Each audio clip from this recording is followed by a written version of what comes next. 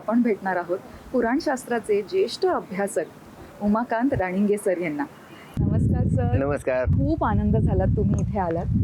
मला ना खरंच पुराण आणि इतिहास जाणून घ्यायचा आहे. कारण बऱ्याचदा काय होतं, आपण कोल्हापुरात येतो, मंदिरात जातो, दर्शन करतो, पण इतिहास आणि पुराण हे नीट माहितीच नसतं आपल्याला. ते मला खरंच तुमच्याकडनं आज जाणून घ्यायचं आहे. खूप चांगलं विचारलं आपण. आणि हे माहिती होणं खरोखर अत्यावश्यक आहे. कारण काय होतं, या ज्या कथा ऐकल्या जातात तुकड्या तुकड्याने ऐकल्या जातात आणि मग त्याच्यामुळे एक गैरसमज निर्माण होतो किंवा एक वेगळ्या दृष्टिकोनातून आपण करवीर नगरीच्या इतिहासाकडे बघतो. करवीर नगरीचा इतिहास हा इतका प्राचीन आणि पौराणिक तसंच ऐतिहासिक पुरातत्वीय अशा वेगवेगळ्या संदर्भांना आपल्याला या इतिहासाची तपासणी करता येते. मंदिरात असलेले विविध शिलालेख, या ठिकाणी आपण जिथं बसलोय पंचगंगेच्या काठावर, तिथं उत्खननामध्ये सापडलेल्या वस्तू, त्या वस्तूचं केलेलं पुरातत्व खात्यानं केलेलं विश्लेषण आणि ही पंचगंगा नदी, या पंचगंगा नदीचा प्रवाह, या पंचगंगेबद्दलचं एक वैशिष्ट्य म्हणजे या पंचगंगेची ओळख आहे करवीर क्षेत्राची जीवनदायिनी. जीवनदायिनी म्हणतो म्हणजे या करवीर क्षेत्राच्या संपूर्ण नागरिकांना या नदीच्या पाण्यातून जीवन प्राप्त होतं म्हणून तिला जीवनदायिनी गौरवानं म्हटलं जातं. पण त्याचबरोबर या नदीच्या या स्थानाची, या प्रवाहाची ओळख करवीर क्षेत्राची जन्मदात्री म्हणून म्हणता येईल आपल्याला. आणि मग ह्याच्यासाठी आपल्याला काही पुरावे सुद्धा सांगता येतील.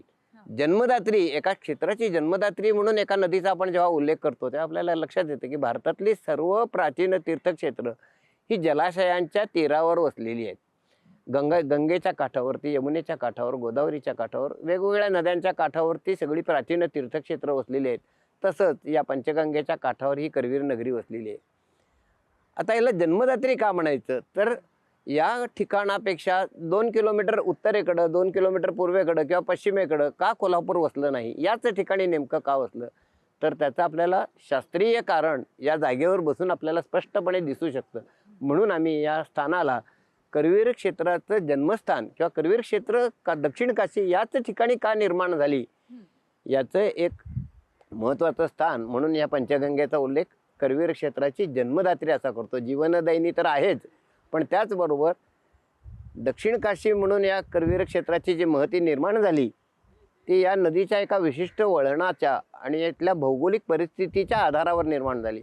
आपल्याला याचे पुरावे सापडतात ते उत्खननामध्ये. या ठिकाणी या भूमीला ब्रह्मपुरी हे प्राचीन नाव होतं.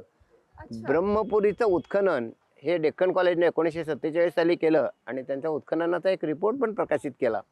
त्याच्यामध्ये त्यांना जे पुरावे सापडले त्या पुराव्याचं विश्लेषण करताना त्यांनी सांगितलं की 2200 वर्षापूर्वी म्हणजे इसवी सन पूर्व 2ऱ्या शतकामध्ये या ठिकाणी पंचगंगेच्या याच स्थानावर, याच वळणावर एक प्राचीन वसाहत होती.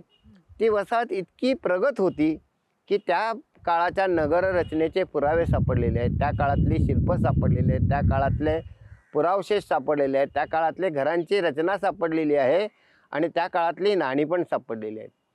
या सगळ्याचा अभ्यास करून 2200 वर्षापूर्वी पंचगंगेच्या तीरावर याच ठिकाणी परदेशाशी, रोमसारख्या दूर देशाशी व्यापारी संबंध असलेली एक प्रगत वसाहत होती 2200 वर्षापूर्वी, असं या इतिहासातून आपल्याला समजतं. सहप्रायोजक रेलिवेक्स ऑइंटमेंट आणि महेंद्र ज्वेलर्स, राजारामपुरी, कोल्हापूर.